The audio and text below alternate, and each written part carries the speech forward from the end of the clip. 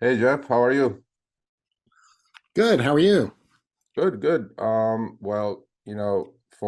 people who are going to watch this later, Jeff was on one of our town hall meetings and on Show Me the Money Club, and I thought he was a fascinating character initially, but now he's become a rideshare guy contributor and a good friend, to be honest with you. And so, Jeff, I did the article on you a couple of 3 months ago, right?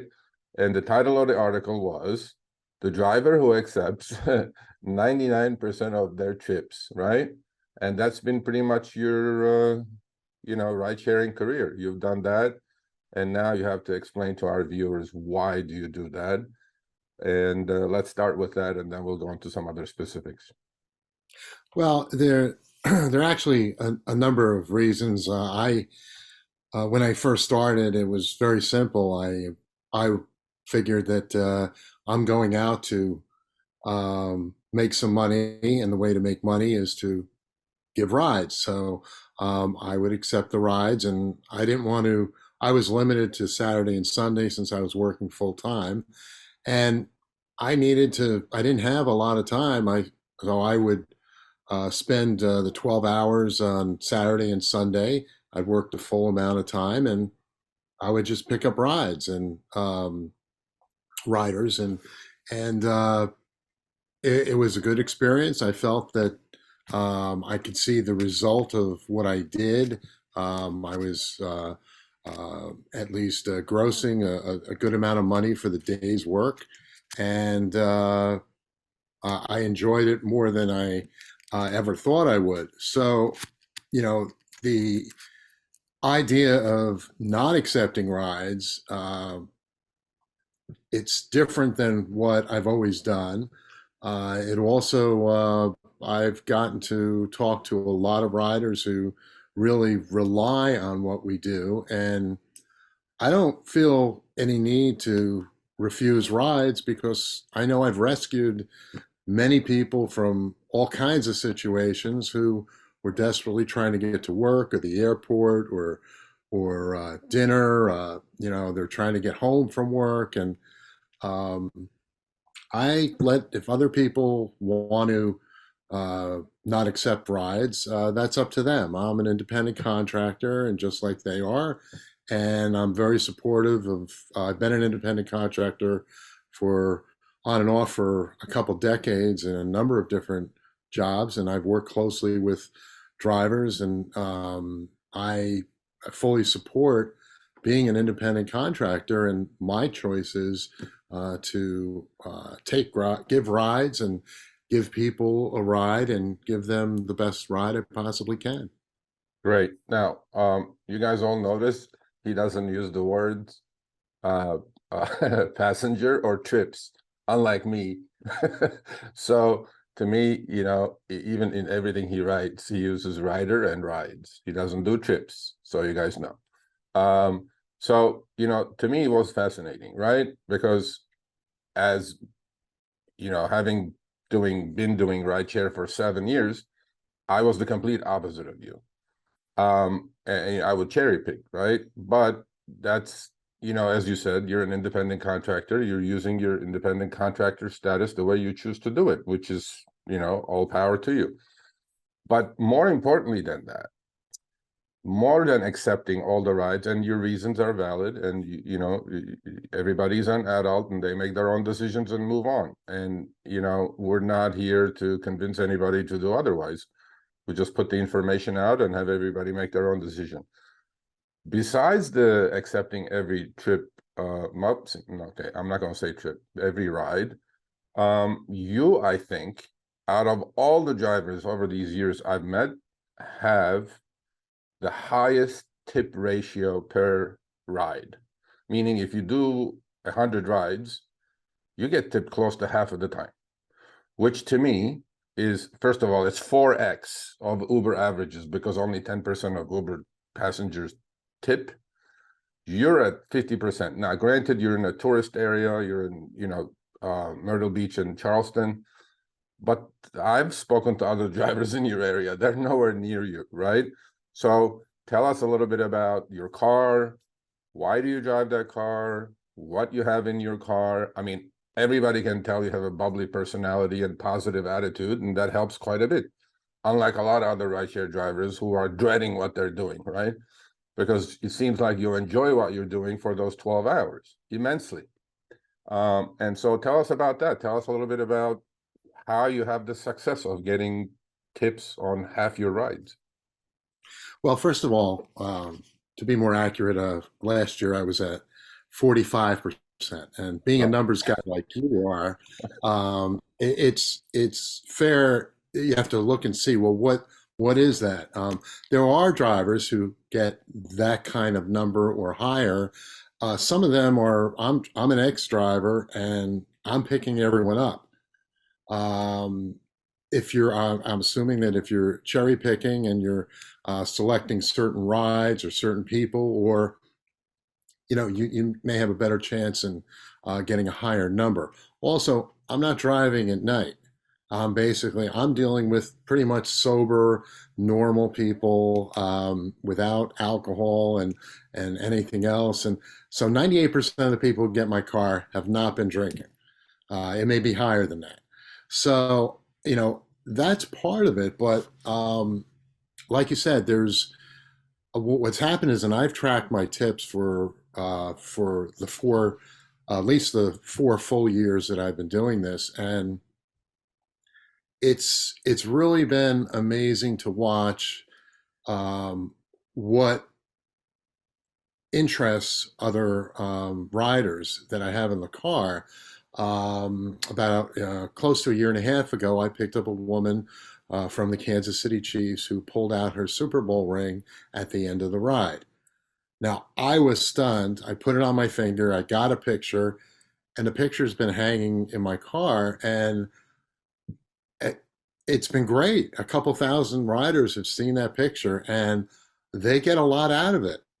And then I've put other things up in my car. A guy from the South Sudan, who actually was working in the South Sudan, a secret agent for our government, he gave me a South Sudan bill. And it's a cool looking bill, big bill. Oh, I put it up. People are taking pictures, and that one bill has led to 21 countries being represented in my car. And it is crazy the amount of people who are taking pictures. One woman saw a picture of Gandhi, and she asked me if I would trade Gandhi. Now, whoever gets a chance to trade Gandhi? I did. I got another Gandhi. It's not as nice, but I had a woman this weekend who I told her I had an extra Argentina bill because she said she was interested in saving bills and current foreign currency. I said, I can give you, my second Argentina bill. She asked me how much she could pay me. I'm not selling foreign currency. I'm not trading foreign. I'm just giving riders something different to look at, something to enjoy. And I tell them it's your education part of your day. And I go through the 21 bills. I've got them all over the car, and it's not only fun to do, but they enjoy it. And I have people telling me, you got to keep doing what you're doing. And there's no question that just the bills itself has made a difference over the last few months. My numbers this month, I've never been close to 40% tips in January. I'm at 40% now with a couple days left. And I was just looking at my numbers. 2 years ago, I had 27% tips in January. Last year, it was 34%. So you're improving actually the tip percentage because, as I said, you're in a tourist area, and January may be an off season, or I Oh, guess I'm absolutely. assuming, right? Right. My worst, yes. So in summer, then you're just gonna break 50% probably. I Because had a look, couple. I had a couple 50 in that area, or just a little bit higher. But yeah, the winter months are, and the reason one of the reasons I kept track of this was to see. those changes. And I knew that, hey, look, all right, it's January, February. I had 27 and 37% tips 2 years ago. All right. Well, but 37 was actually high in yeah, I February. mean, yeah, but okay, you have to understand. I mean, people tip for specific reasons, right? And obviously you're creating the environment, right? You're not bending, their wrist backwards to tip you. I mean, people tip. It's their money. It's their choice to tip or not to tip. But it seems like to me, you know, I mean, we all know what's happening with the incentives, Uber is offering and Lyft is offering these days. They're declining, obviously. But it seems like the tips that you get on the 12-hour shift or 24-hour weekend shift that you're going to drive have become a substantial part of your overall gross income, right? And what better way to replace whatever Uber is cutting with your tips, which I'm assuming is correct, right? Oh, absolutely. Absolutely. Yeah, it's the environment. I mean, I've come home and said to my wife, I don't understand why this person tipped me $20 or one guy tipped me $50. There was nothing special that happened on the ride. There really wasn't anything, but the car is there. It's a Ford Transit van. There's a lot of space for riders to leg room, headroom. And I joke with them that when they say they like the car, I tell them I got it for them, which is somewhat true. Yeah. Well, so let's Yes. switch a little bit, from you being the record-breaking driver who gets the most tips and accepts every trip. Now, what I, in the article, we also talked about, give us a little overview of your attitude, right? Because I think before I met you, to be perfectly honest, I had a very negative view on the rideshare companies. And I mean, you've gotten to know me reasonably well over the last few months. I call it the way I see it. If it's negative, it's negative. If it's positive, it's positive. But before I met you, I felt like I was really negative, right? Once I met you and the other wonderful drivers I wrote about, I mean, my attitude has changed quite a bit to the more positives or to the more mellower side, not positive side, I wouldn't say. So you guys taught me quite a bit, which was attitude is important. Why you're doing this is important. Understanding why you're doing this is important, right? And then conveying that to the passenger, or sorry, rider that's in your car is important, not only to get tips, because you're the face of Uber. Uber doesn't have a face. I mean, I say this all the time. If it wasn't for drivers like you, I don't think Uber's reputation wouldn't be as good with riders as it would be otherwise. So, give me like a quick snapshot of, you know, how you have this attitude, and did you always have it? And give us like some pointers for other drivers to benefit in order for them to have the same success that you're having. Well, my background is I've been a driver. I had a distribution business where I had independent contractor drivers. As a district manager, USA Today, Auto Trader magazines, I was the face of the company for those drivers. So I was support. I was the one not only who helped them, with a route and sometimes loosely with training, but I was the guy who solved the problem. So I've always been a big supporter of drivers, and I am the independent contractor thing has been part of my life for a long time, and it's helped support, three kids and my wife, and for for decades. From newspapers and magazines and flyers, some phone books, and having my own business, it's been a big part of my life. So in doing this, and I had certain goals that I wanted working part time on the weekend because I was working full time as an independent contractor courier, and you know, I, it's not perfect. I mean, Uber is not perfect, but it's been great. I can't complain about what I've gotten in the when we moved to from New Jersey to South Carolina. I knew I had to do something part time, and my wife had started um, or signed up, and I was very skeptical on doing it. But once I started doing it, I realized not only could it bring in the part-time income that I needed, but talking to people from all different occupations all around the world and the country, I mean, it has been so much fun. Uh, More than, I mean, I get up in the morning and I look, who am I going to meet today? Wow. And Yeah, see, I, that's what I think we should touch upon. okay, We have a few more minutes, and I summarized in the article, right? Why you do this. Obviously, most of us do it for money, right? Income. There's nothing wrong with, making money. But it seems like you really enjoy doing it, right? And and and when I said attitude is really important, it seems like that is your philosophy in life, just not in just doing rideshare for the last 4 years, right? So, I summarized the points, what makes you so successful in the article. And, I want to hear it from you with your own words as opposed to me writing it. Give these, knucklehead drivers out there who have a horrible attitude, right? Some advice of how to make them more successful. Because I think in this day and age, especially with what's going on, and my last question, is going to be the dreaded upfront pricing that you guys received a few months ago. But that's the last part. Give us some pointers.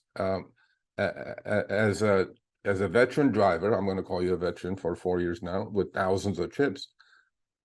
How should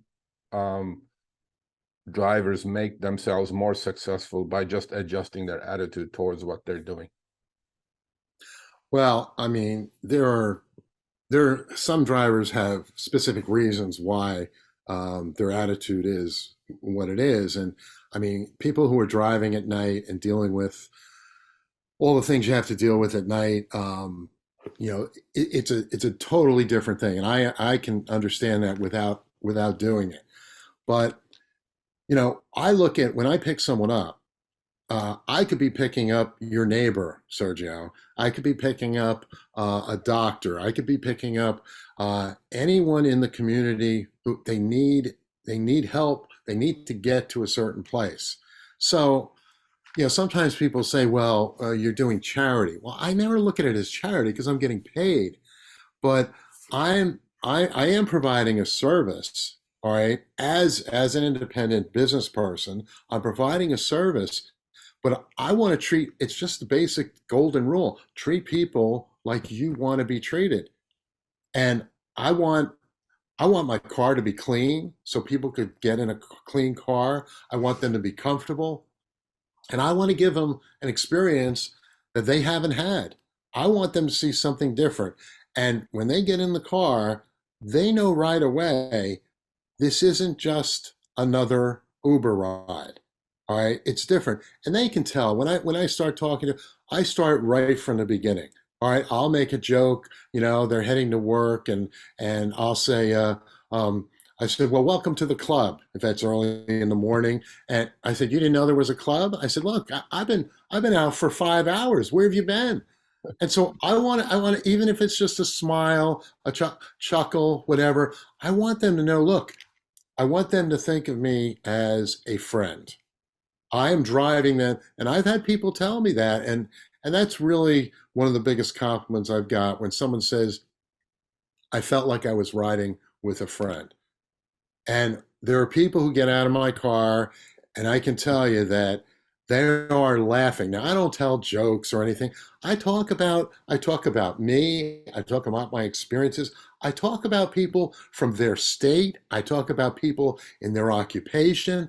I talk about people who've been sitting in their car. I have a picture of a woman in front of me that she was in front of a Mexican restaurant, and you can look and see on her face she had too many margaritas. And when I tell them the story, I understand it because she wanted me to take a picture of her because she represents the 2% who have been drinking that got in my car.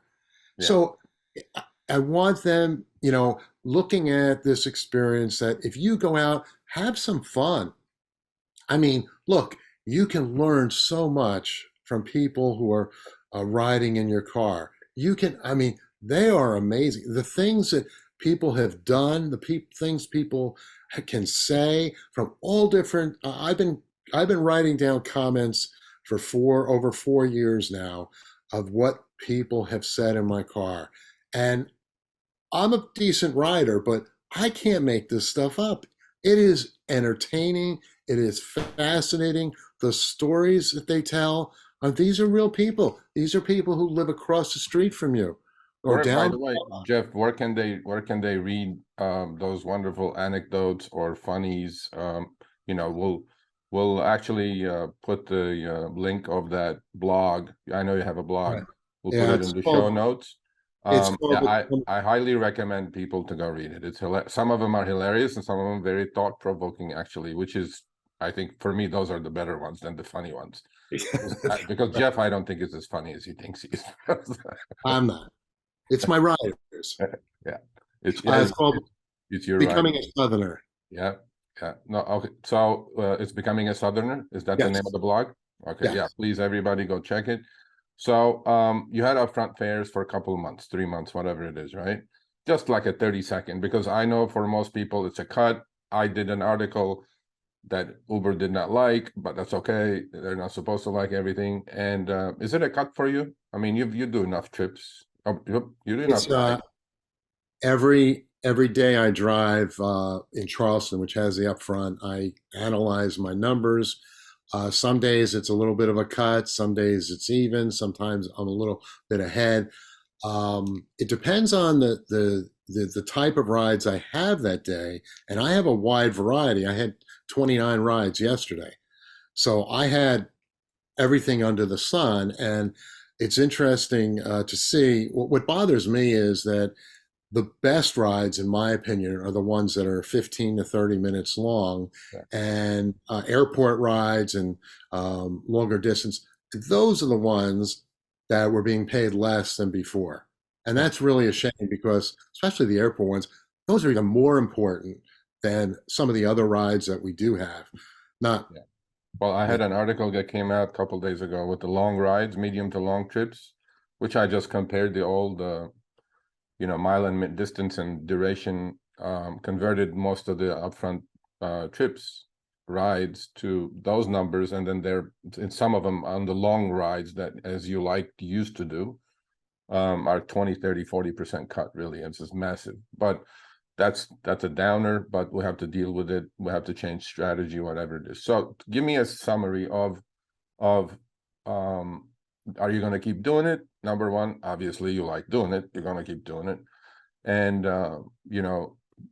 just end it on a positive note, that why should people keep doing rideshare at times like these?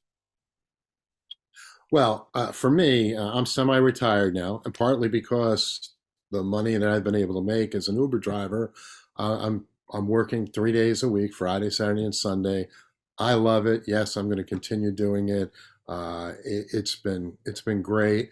As far as whether someone else should continue doing it, that there's so many different variables. It's up to them. We all have very different circumstances. My circumstances is much different than yours, Sergio. And what I would say is this: focus on the positives. What do you like about it? What can it do for you? And how this being an independent contractor, rideshare, you can fit into your life.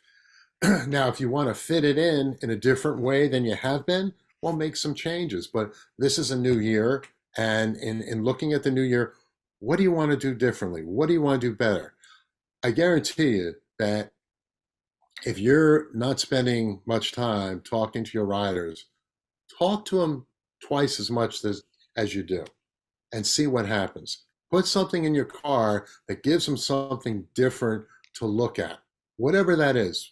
Sports caps or pictures of you with some riders, whatever it is. Give them something different. Make it fun. What is it that you're going to enjoy about driving? And focus on that. Is it perfect? No. There are things that I don't like either, but I don't focus on it. I focus on the positive. That's awesome advice, Jeff. So our time is up, but I really thank you for joining me for this quick interview. We're going to put this obviously on our YouTube channel, and I'm sure it's going to be very popular, as was your article. So with that said, everybody, we'll see you soon.